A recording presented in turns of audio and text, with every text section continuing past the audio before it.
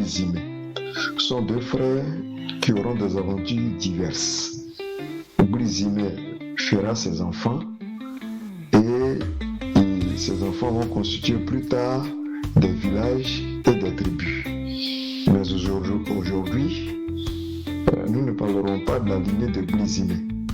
Nous parlerons plutôt de la lignée de Bligbeti. Bligbeti va faire Betibou. Betibou à son tour fera deux enfants. Betibou Bra et Betibou Bre. Donc ces enfants vont grandir auprès de leur père. Betibou. Ce père aura une grande plantation. Devenu vieux, il décède. Donc les deux enfants héritent de la plantation de leur père. Bra est le cadet, Bre est l'aîné. Pendant qu'ils étaient dans leur champ, faut tout simplement dire que la plantation a été partagée en deux. Une partie pour Betibou Bra et une partie pour Betibou Bre. Donc pendant qu'ils vivaient en harmonie, un arbre se trouvant à la limite des deux champs tombe dans la plantation de Betibou Bre. Ce dernier se plaint, comme quoi c'est Bra qui a poussé l'arbre dans sa plantation et l'arbre a détruit des plantes. Très fâché, il fait des histoires à son petit frère Bra, qui justifie le fait que ce n'est pas lui et que ce n'est que le vent. Mais malgré tous ces justificatifs, Bra ne veut pas entendre cela de cette oreille. Et Bra, ne pouvant le supporter, se déplace et va s'installer au bord d'une rivière appelée Mané. Quant à Bra, il reste sur place, il se marie à des femmes et il faut des enfants. Ils font Tanwaï, c'est-à-dire Bra Tanwaï. Ils font Zaï, Bra Zaï. Il fait Bre, il fait Dobo. Bre Dobo, il fait Kebro. Bre Kebro. Tous ces enfants-là, plus tard, vont constituer des villages. Danwaï va faire le village de Niboua. Zaï va faire le village de Za. Kebro va faire le village de Kebrigui. Bre va faire le village de Bla. Et Dobo va faire le village de Dababoua. Donc, tous ces villages que je viens de citer constituent la tribu Bregui, c'est-à-dire Niobua, Za, Bla, Kebregui et Dababoua.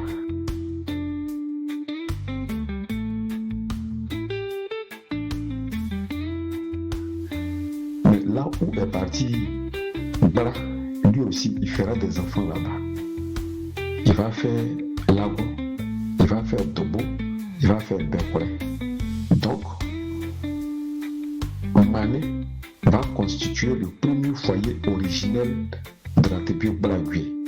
Et ce site de Mané va devenir un campement, va devenir un village. Et ce campement-là est appelé désormais Manegbe. Donc, à Manegbe sont Lago, Dobo et Bekore. Devenu grand, chacun va chercher à s'installer là où il peut. Lago va avec son groupe et il crée le village de Lagozo. Dobo se déplace, il crée le village de Padubois et Bekore va avec sa mère et il est hébergé par un homme du nom de Guéret. Ce monsieur marie en seconde noces la mère de Bekore et de leur union est né Gogo. Du coup, Gogo est donc appelé Guéret Gogo et par affiliation, Bekore devient Guéret Bekore. Ils étaient tous là. Gogo, devenu majeur, va dans le village de Kibou où elle fait un garçon là-bas du nom de Bailly.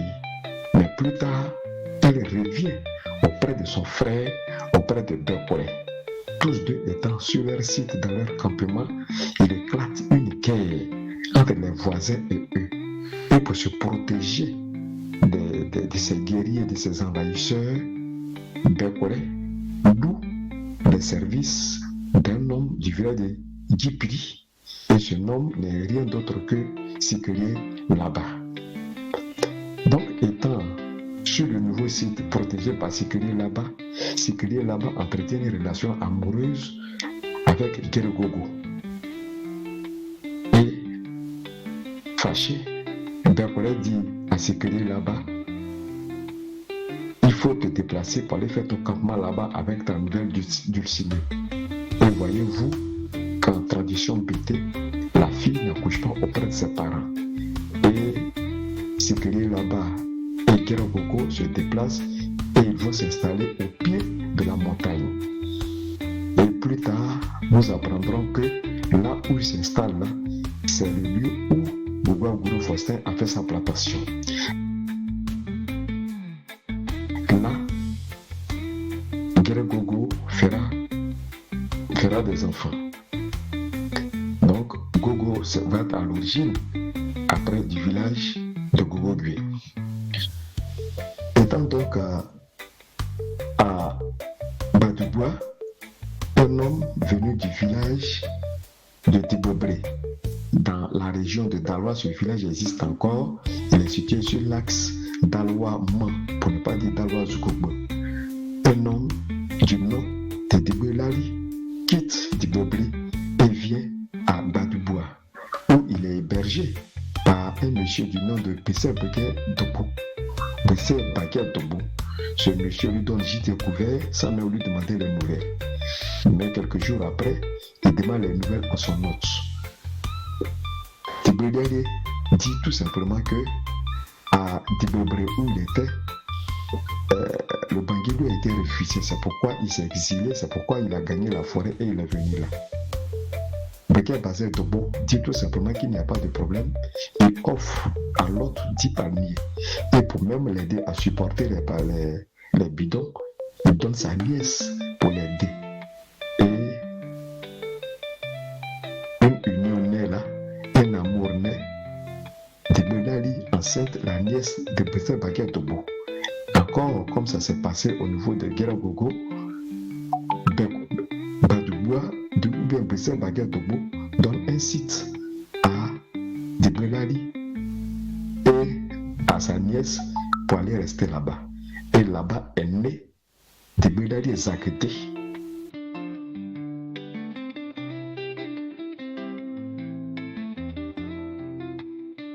Zagrédé plus tard qui sera à l'origine de la création du village de Zagetia. À Bekora, alors qu'ils étaient en place, un homme du nom de Zézengressa prédit un malheur sur un homme de Bekora. Et effectivement, il a prédit le malheur dans la journée. Le soir, un homme de Bekora est décédé. De là éclatent des disputes. Et le groupe de Zézengressa quitte Bekora pour aller à Goliwa, à Yokolo. Arrivé là-bas dans ce village de Goliwa, il y a deux familles. Une femme de la lignée de Zézengressa se marie à la famille de Dédia. Ils étaient là-bas en parfaite harmonie. Encore là, il éclate une crise entre la seconde famille et la famille de Dédia. La seconde famille décide d'empoisonner la famille Dédia en mettant du poison dans leur bangui. Et pendant qu'ils en parlaient, une femme mariée à Dédia apprend la nouvelle et elle souffre ça à ses parents. Nuitamment, ils quittent le village. Alors pendant qu'ils quittaient le village, les hommes de la seconde famille leur disent « Ah, à un moment là, il y a Makua. » Ils sont frappés par cette histoire et reviennent d'abord à Bekora. Et après, en 1958, eux-mêmes, ils créent leur propre campement en souvenir de Makua, créent le village de Makua ou encore le village de Dédia. Voici comment le village de Makua a été créé.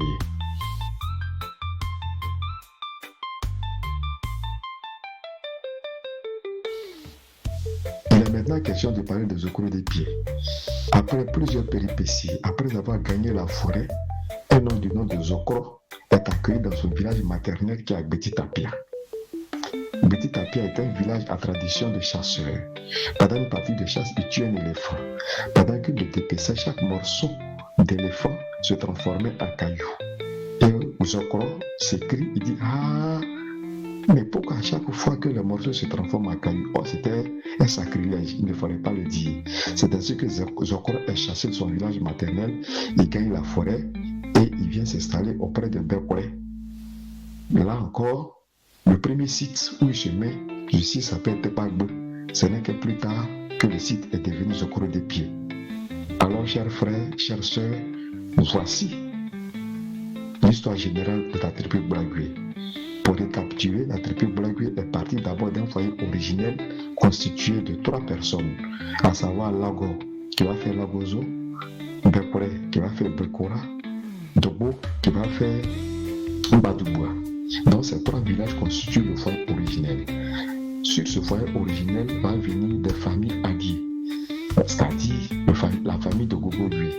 Gogo étant la sœur de Bekore. Et Tibidali Zagete étant le neveu de Badouboua.